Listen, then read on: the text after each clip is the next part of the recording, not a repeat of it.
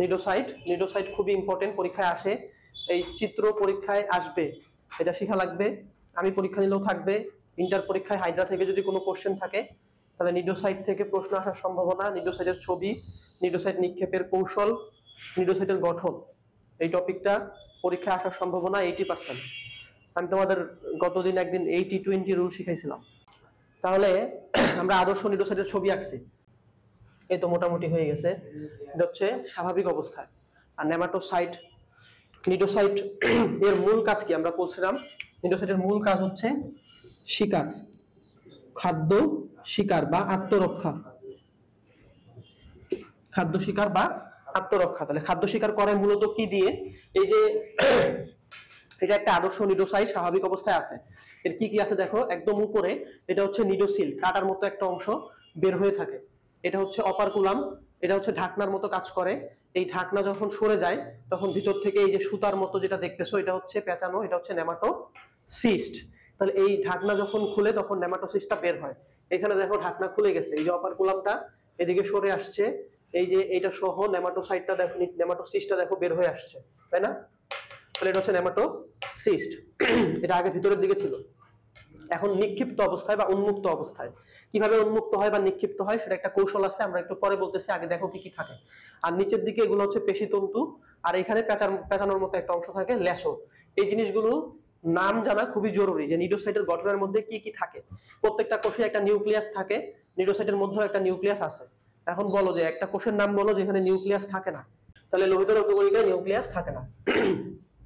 আচ্ছা, তাহলে কি কি আছে দেখো, নিডোসিল, এই যে এটা হচ্ছে শ্যাফট, এই বড় এটা হচ্ছে শ্যাফট, আর অপারকুলাম তো আমরা বলছি ঢাকনা, নেমাটোসিস সম্পর্কেও বলছি, বাকিগুলো বলা হয়েছে।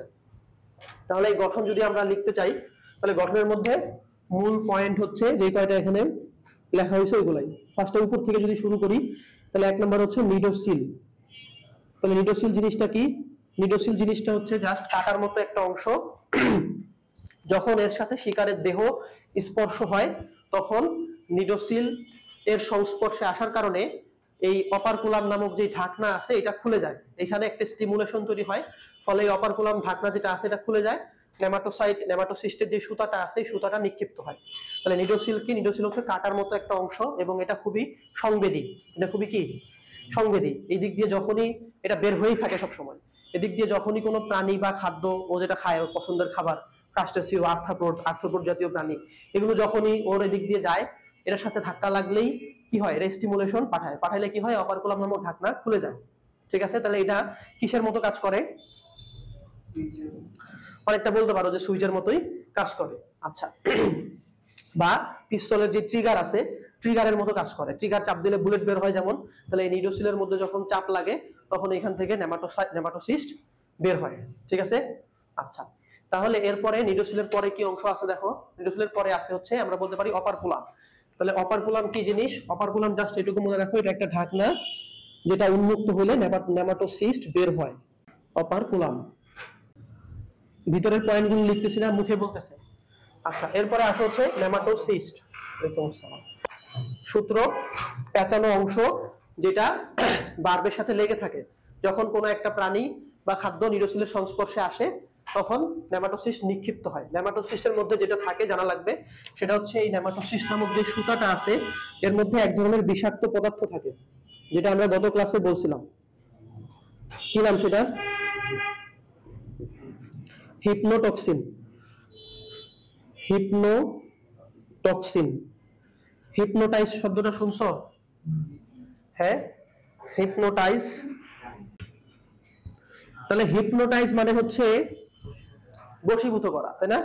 বশে নিয়ে আসা। তাহলে ও যেটা করে, হিপনোটক্সিন নামটা এই জন্যই হয়েছে যে এটা যখন শিকারীর দেহে প্রবেশ করে তখন ওই শিকারীর দেহে বিষ, এই হিপনোটক্সিন নামক বিষটা ঢুকায় দেয়, প্রবেশ করে, ফলে কি হয়, প্রাণীটা মারা যায় বা বশীভূত হয়, সহজ কথা। তাই হোক, তো হিপনোটক্সিন কি দিয়ে তৈরি? হিপনোটক্সিন দুইটা পদার্থ দিয়ে তৈরি, একটা হচ্ছে প্রোটিন আর একটা হচ্ছে ফেনল।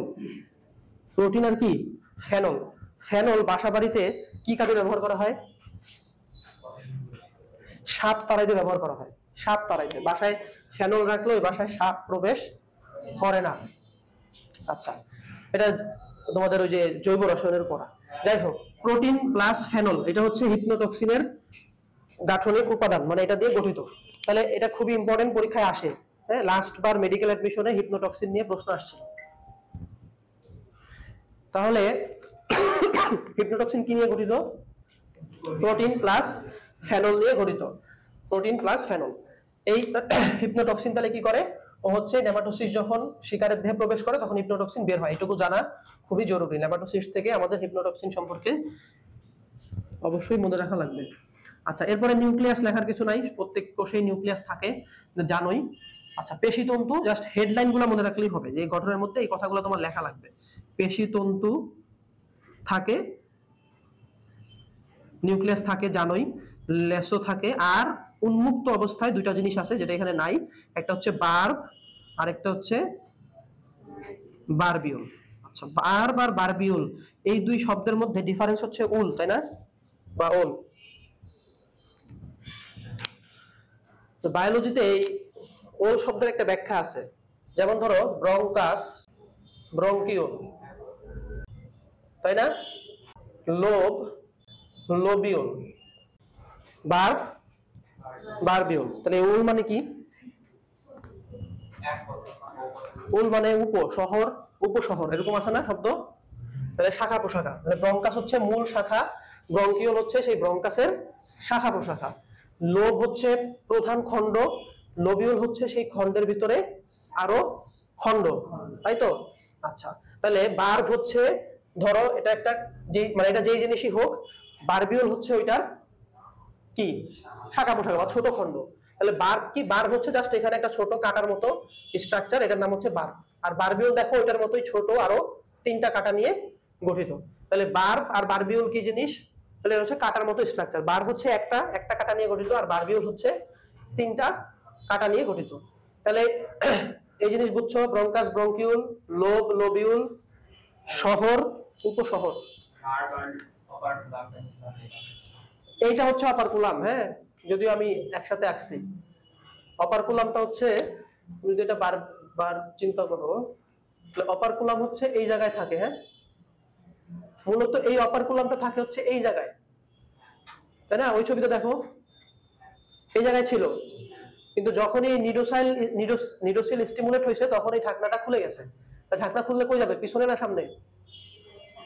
জাস্ট এইভাবে ছিল, এরকম হয়ে গেছে, ঠিক আছে? তাহলে এই যে হচ্ছে অপারকুলাম। আচ্ছা, এখন আসো, তাহলে গঠন বুঝছো সবাই? এবার হচ্ছে নেমাটোসিস্ট বা সূত্র নিক্ষেপের কৌশল, তাই না? বা কিভাবে একটা হাইড্রা খাদ্য শিকার করে। তাহলে খাদ্য শিকারের কৌশল। তাহলে কৌশলের মধ্যে এখানে তেমন কিছু নাই, জাস্ট মূল কথা হচ্ছে যে যখন ওরা তো হাইড্রা কোথায় থাকে? পানিতে, তাই না? তাহলে পানিতে যখন থাকে, এদিক দিয়ে যখন ধরো এটা ওর নিডোসিল তো বের হয়েই থাকে, এদিকে যখন কোন একটা প্রাণী যায় তখন এই নিডোসিলের মধ্যে সংস্পর্শে আসার কারণে এই অপারকুলাম নামক ঢাকনা খুলে যায়। মূল কথা বলতেছি, ঢাকনা খুলে গেলে এখানে প্রচুর পরিমাণ পানি প্রবেশ করে। কি প্রবেশ করে? পানি প্রবেশ করে, ফলে ভিতরের অভিস্রবণিক চাপ বেড়ে যায়। কি হয়? অভিস্রবণিক চাপ বেড়ে যায়। তাহলে কয়টা কথা বললাম? এক নম্বর কথা হচ্ছে যে নিডোসিলের সংস্পর্শে একটা শিকার আসলে অপারকুলাম নামক ঢাকনা খুলে যায়। 3 নম্বর কথা হচ্ছে ভিতরে পানি প্রবেশ করে। 4 নম্বর কথা কি? অভিস্রবণিক চাপ বেড়ে যায়। প্রথম কথা হচ্ছে যে নিডোসিলের সংস্পর্শে খাবারটা আসে। তাহলে খাদ্য শিকারের কৌশল, নিডোসিলের সংস্পর্শে আসলে কি হয়? অপারকুলাম নামক ঢাকনা খুলে যায়। খুলে গেলে ভিতরে কি করে? পানি প্রবেশ করে, অভিস্রবণিক চাপ বাড়ে। এই চাপের ফলে নিডোসিল ভিতরে যেটা ছিল সুন্দর মতো, ভিতরে যদি চাপ বাড়ে তাহলে কি হবে? বের হয়ে যাবে না? এই রুমে যদি এখন চাপ, নরমাল চাপ আছে 1 অ্যাটমসফিয়ার, এই রুমের চাপ যদি অনেক বেড়ে যায় তাহলে তোমরা কি করবা? দৌড়াদৌড়ি শুরু করবা না? দৌড়াদৌড়ি শুরু করবা, বের হয়ে যাবা, স্বাভাবিক। তাহলে এই নিডোসিলও কি করবে? অভিস্রবণিক চাপের প্রভাবে এই ভিতরে যে নেমাটোসিস্টটা ছিল সেই নেমাটোসিস্টটা বের হয়ে আসবে। তাহলে নেমাটোসিস্ট নামক সূত্রক বের হয়ে আসবে। এটা হচ্ছে 5 নম্বর কথা। বের হয়ে আসলে কি হবে? নেমাটোসিস্ট সূত্রক শিকারের দেহে প্রবেশ করবে, শিকারের দেহে প্রবেশ করবে। 6 নম্বর কথা। 7 নম্বর কথা হচ্ছে এই নেমাটোসিস্ট থেকে কি বের হবে? হিপনোটক্সিন রিলিজ হবে। এই হিপনোটক্সিন হচ্ছে এক ধরনের বিষাক্ত পদার্থ। এটা শিকারের দেহে প্রবেশ করার ফলে শিকার কি হয়? মারা যায়। তারপর সে ওই শিকারটাকে ভিতরে প্রবেশ করায় তার দেহে। এখন কথা হচ্ছে এই নেমাটোসিস্ট একবার যদি নিক্ষিপ্ত হয় তাহলে এই নেমাটোসিস্ট আর ভিতরে প্রবেশ করানো যায় না, মানে ফেরত আনা যায় না। তাহলে কি হয়, এই নেমাটোসিস্ট পরবর্তীতে ওর যে গ্যাস্ট্রোভাস্কুলার গহ্বর আমরা পড়ছিলাম সিলেন্টেরন, কি নামে পরিচিত, সিলেন্টেরন, সেই সিলেন্টেরনের ভিতরে যায় এবং হজম হয়ে যায়। ঠিক আছে, এটা হইতে কতক্ষণ সময় লাগে, 48 ঘন্টা। তাহলে আমরা অনেকগুলো কথা বলছি, প্রথম থেকে আবার বলতেছি। লাস্টে বলছি যে এই যে এটা হচ্ছে নেমাটোসিস্ট, হ্যাঁ, পিস্তলের গুলি কি ফেরত আনা যায়? একবার বের হইলে, পিস্তলের গুলি একবার বের হইলে আর ফেরত আনা যায় না। তাহলে এটা হচ্ছে সেই পিস্তলের গুলি, এটা এই নেমাটোসিস্ট হচ্ছে পিস্তলের গুলি, একবার বের হইলে আর ফেরত আনা যায় না। পিস্তলের গুলি আর মুখের গুলি এই দুইটা ফেরত নেওয়া যায় না, এজন্য খুব হিসাব করে বলতে হয়। জিহ্বার মধ্যে একটা তালা লাগাইতে হয়, এই অপারকুলাম নামক ঢাকনা, এটা লাগাইতে হবে। যে লাগাইতে পারবা সে ভবিষ্যতে ভালো করবা। হ্যাঁ, ওটাই বললাম যে নেমাটোসিস্ট সূত্র যখন একবার বের হয়ে যায়, ফর এক্সাম্পল ধরো শিকার ধরতে পারে নাই, মিস করছে না, গুলি তো মিস হয়। শিকারের গায়ে গুলি করলে গুলি সবসময় কি লাগে? লাগে না। নেমাটোসিস্ট মারছে কিন্তু নেমাটোসিস্ট ঢুকে নাই, তাহলে কি হবে, এই নেমাটোসিস্ট ও আর ভিতরে প্রবেশ করাইতে পারবে না, ইরিভার্সেবল জিনিস। ঠিক আছে, তাহলে এটা বাইরে থাকবে না। এখন বাইরে থাকার ফলে যেটা হবে, এই জায়গায় আমরা যখন পেশি আবরণী কোষের বা বিভিন্ন কোষের ছবি দেখছি, তোমাদের উপর একটা ছবি আছে, দেখো, বের করো ছবিটা। 7 প্রকার কোষের একটা ছবি আছে সুন্দর করে, এই যে দেখো একটা ছবি, হ্যাঁ দেখা যাচ্ছে, সবাই দেখতেছো? এই ছবির মধ্যে দেখো, এইটা হচ্ছে নিডোসাইট, এই যে গোলাপি কালার, এটা হচ্ছে নিডোসাইট। আচ্ছা, এগুলো সব এপিডার্মিসের কোষ। এটা হচ্ছে কি, নিচে মেসোগ্লিয়া নামক তরল লেয়ার, তাহলে এপিডার্মিস, মেসোগ্লিয়া, তারপরের লেয়ার কি, গ্যাস্ট্রোডার্মিস। এই গ্যাস্ট্রোডার্মিস যেটা করবে, গ্যাস্ট্রোডার্মিসের মধ্যে যে এনজাইম আছে না, বিভিন্ন ক্ষরণকারী কোষ ছিল না, গ্রন্থি কোষ ছিল, এনজাইম ক্ষরণকারী কোষ ছিল, ওরা বিভিন্ন প্রক্রিয়ায় এই গ্যাস্ট্রোভাস্কুলার যে গহ্বরের ভিতরে নিয়ে যাবে এই নেমাটোসিস্টটাকে, তারপর এটা কি করবে, হজম হয়ে যাবে। বুঝতে পারছো নোমান? তাহলে হজম হয়ে গেলে এটা কি হবে, শেষ, তাই না? এটা তো আর বেঁচে থাকতেছে না, নেমাটোসিস্টটা এই প্রক্রিয়ায় তারা হজম করে নেয়। এইটুকুতে সময় লাগে কতক্ষণ, 48 ঘন্টা। তাহলে আমরা প্রথম থেকে কি কি বলছি, এটা পরীক্ষায় খুবই ইম্পর্টেন্ট, পরীক্ষায় আসে নিডোসাইটের গঠন এবং খাদ্য শিকারের কৌশল। তাহলে সবার প্রথম কথা হচ্ছে, নিডোসিলের সংস্পর্শে একটা খাদ্য আসলে নিডোসিলটা উদ্দীপ্ত হয়, ফলে অপারকুলাম নামক ঢাকনা খুলে যায়। খুলে গেলে ভিতরে কি করে, পানি প্রবেশ করে। পানি প্রবেশ করলে ভিতরের অভিস্রবণিক চাপ বেড়ে যায়। চাপ বেড়ে গেলে নেমাটোসিস্ট যেটা আছে, সেই নেমাটোসিস্ট সূত্রটা বাইরে নিক্ষিপ্ত হয়। নিক্ষিপ্ত হলে নেমাটোসিস্ট শিকারের দেহে প্রবেশ করে। শিকারের দেহে প্রবেশ করার পর নেমাটোসিস্ট কি ক্ষরণ করে, হিপনোটক্সিন নামক বিষাক্ত পদার্থ ক্ষরণ করে, ফলে শিকার কি হয়, মারা যায়। আচ্ছা, মারা গেলে সে সেটাকে ভিতরে আনে, দেন সিলেন্টেরন গ্যাস্ট্রোভাস্কুলার গহ্বর, ওর যে খাদ্য পরিপাক প্রক্রিয়া আছে সেটা আলাদা, ওই প্রক্রিয়ায় সে খাবারটা হজম করে। এখন কোনো কারণে যদি নেমাটোসিস্টটা শিকার মিস করে, তাহলে কি হবে, সেম প্রক্রিয়া নেমাটোসিস্টটাও গ্যাস্ট্রোভাস্কুলার গহ্বর বা সিলেন্টেরনের মাধ্যমে হজম হয়ে যাবে, কারণ এই নেমাটোসিস্ট পুনরায় সে আর ব্যবহার করতে পারবে না। বোঝা গেছে? বোঝা গেছে কি বলছি? নেমাটোসিস্টের প্রকারভেদ। নেমাটোসিস্টের প্রকারভেদ 4 প্রকার। কয় প্রকার? 4 প্রকার। প্রথম প্রকার কি, স্টিনোটিল বা পেনিট্রেন্ট। 2 নাম্বার হচ্ছে ভলভেন্ট বা ডেসমোনিম। 3 নাম্বার হচ্ছে স্ট্রেপ্টোলিন গ্লুটিনেন্ট,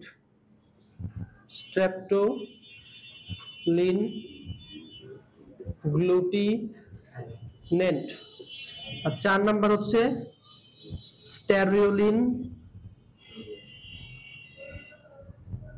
গ্লুটিনেন্ট। এই 4টা প্রকারভেদ থেকে একটা প্রকারভেদ মেডিকেল পরীক্ষা আসছিল 2-1 বছর আগে, হয়তো ভার্সিটি পরীক্ষাটাও নিয়মিত আসে। পড়াশোনা এখন থেকে এমন ভাবে করো যেন অ্যাডমিশনের সময় আলাদা করে আর কোচিং করা না লাগে, যেহেতু এখানে কোচিং করতেছো, হ্যাঁ, এখানে তোমরা বেস্ট সার্ভিসটা পাচ্ছ, তাই না? পাচ্ছ তো নাকি? আসলেই পাচ্ছ তো?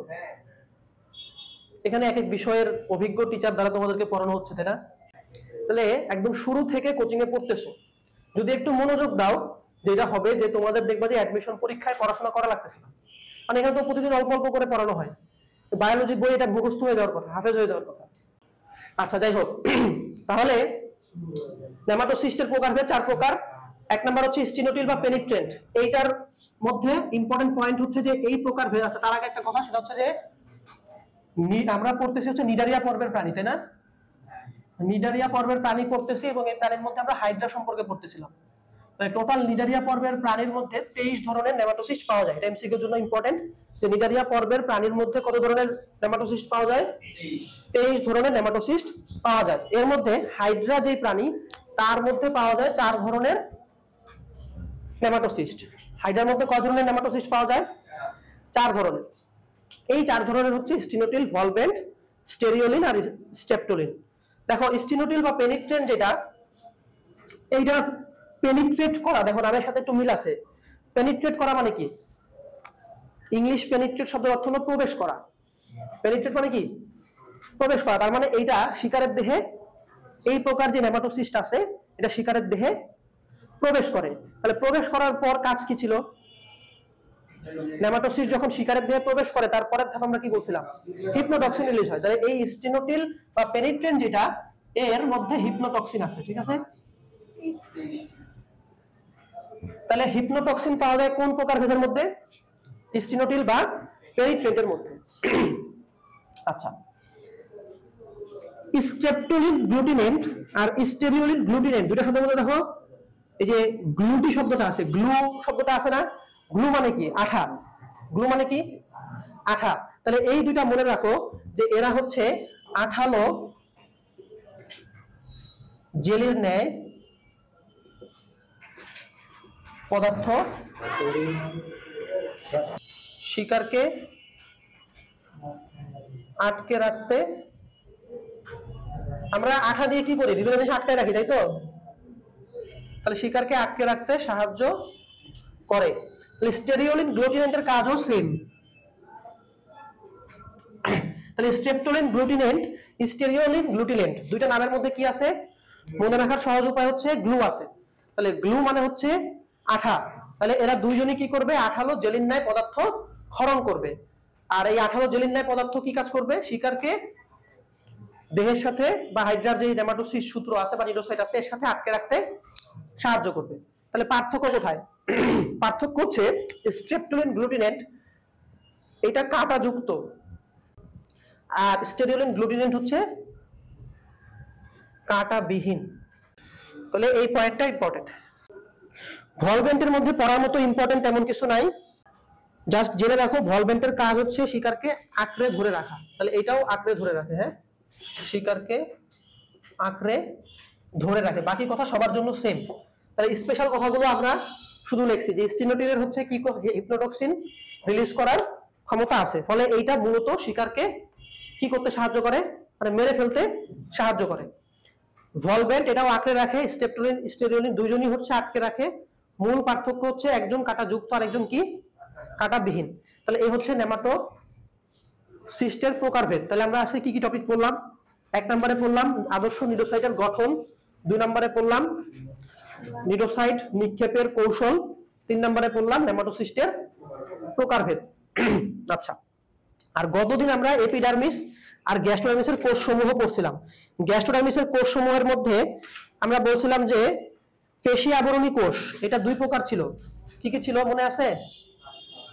ফ্লাজেলীয় কোষ আর ক্ষরণকারী কোষ। আর আরেকটা কোষ ছিল ইন্টারস্টিশিয়াল কোষ, এটা কয় প্রকার ছিল?